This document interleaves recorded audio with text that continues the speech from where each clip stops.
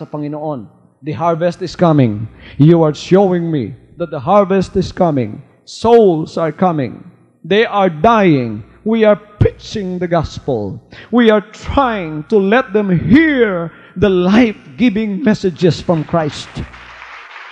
But the fear in my heart is that when they come, they would find this attitude in the church. They would find this kind of people in the church. They would find this kind of leaders in the church. That's the fear of my heart.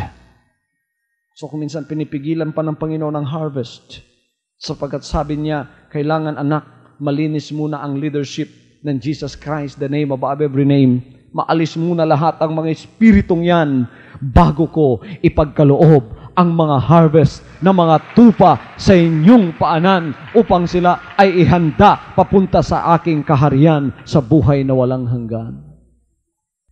Kailangan ng isang leader ng Panginoon ay example sa pagmamanage ng kanyang sariling pamamahay. Because if you do not know how to take care of your domestic affairs, how are you expected to manage the affairs of the church? You must be able to manage the affairs of your own household. A man who is spiritually taught and mature. Qualification is brought before us in verses 6, 9, and 10. In verse 6, we are told that a young convert should never be pressed into responsible service, as this would do harm to the convert and to the work of God. Leaders need not be spiritually strong and not too young in years. Verse 9 indicates that the leader must have a firm grip on the truth of God, and he must have discernment in spiritual matters, being able to distinguish things that differ. And then verse 10 suggests that a leader should serve for a probationary period so that their gifts and qualities may be tested. Thus, only spiritually mature men are qualified for leadership. Kaya dito, meron tayong periods of testing sa leadership, mga kapatid. Meron tayong periods of testing. That's why ang ating pong leadership ay hindi solely kalooban lang ng tao. Ito'y kalooban ng Diyos. That's why theocratic ang forma ng ating paglilingkod.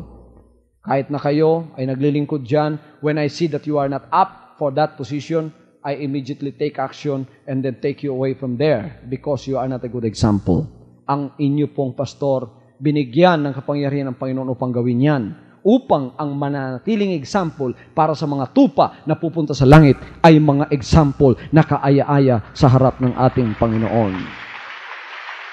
A leader must be a man of obvious humility. A disciple should be a man or a woman of obvious humility. We pause to underline verse 6 as a separate qualification because of its great importance. Tingnan niyo ang verse 6. This is one of the supreme requirements for a leader. The devil fell through pride, and how easy it is for any one of us to fall in the same way. Alam ba ninyo na ang demonyo bumagsak ng dahil sa pride? Dahil sa rebellious heart?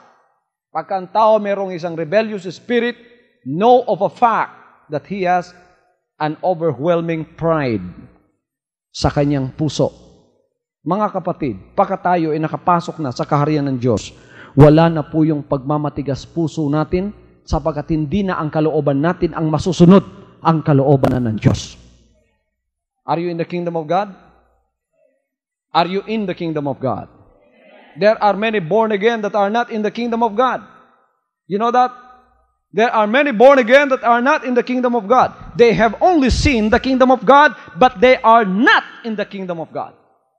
How that did happen? How that